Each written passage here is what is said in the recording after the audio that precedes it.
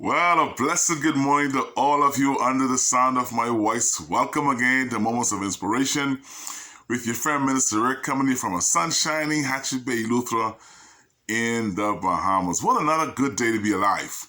And today I give God all the thanks, all the praise, all the glory for allowing me to see another day. And I thank God He has allowed you to see another day. Like I like to tell you, you can fix today what you didn't fix yesterday. And so God has given us another chance and another privilege. And we've come to the end of another week. And all this week we've been talking about leadership, how to lead, who could lead, what's a leader, who are a leader. Man, we found out some good stuff this week. And if you missed it, just back up and go to YouTube, to our page, and Moments of Inspiration with your friend Minister Rick, or videos by Ricardo L. Sr., and get your dose of how you should lead. And so as we conclude this today, I want to conclude with the topic, how leaders ought to lead.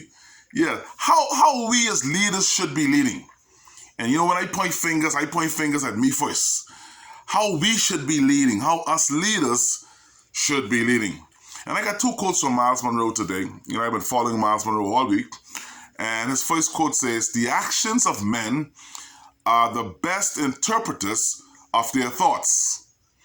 The actions of men are the best interpreters of their thoughts. We can know what you're thinking by your actions. Yes, we can.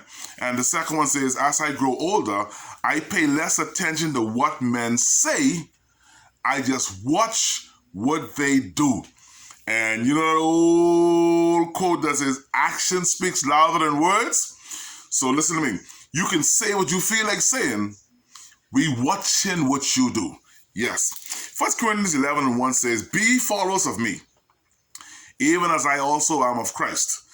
You see, there's no greater leader than the Lord Jesus Christ. 2,000 years after his brief ministry, the impact of his leadership is still being felt all around the world. Many books are written about him. Universities are named after him. Churches meet weekly to worship him. He was a leader among leaders because people today are still following him. Why did people follow Jesus? Thank you for asking.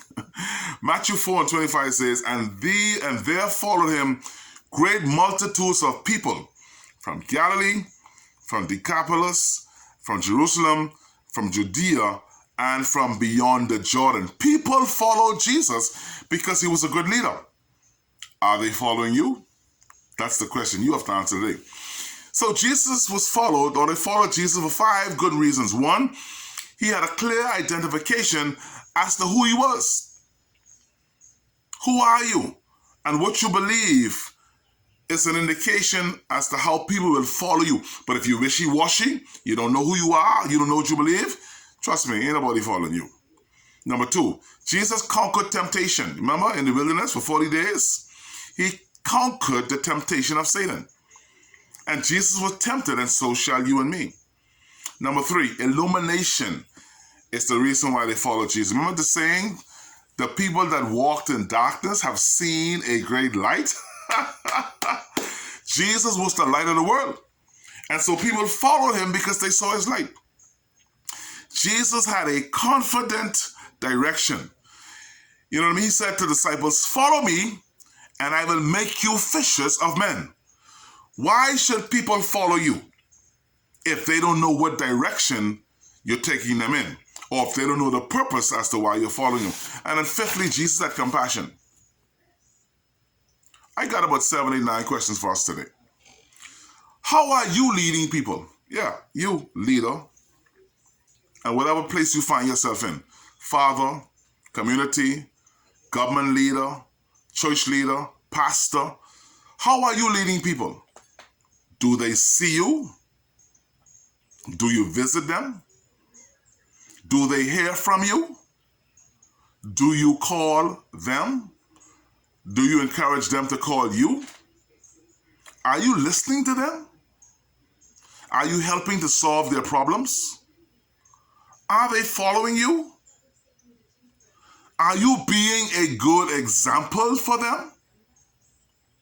Are you following Christ, or are you following man? What are your followers saying about you? Yeah, you.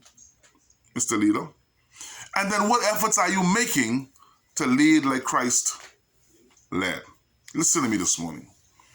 If you are having problems answering these questions, then you need to get a spiritual checkup. And you're probably not an effective leader. My advice to you and me today is to ask God to search our hearts today and then allow Him to change our hearts and make us the kind of effective leaders, one who follows Christ's example. Remember, the actions of men are the best interpreters of their thoughts. Selah. Think and act on these things. Thank you for a wonderful week of learning about leadership. Now you go out there and lead. God bless you today.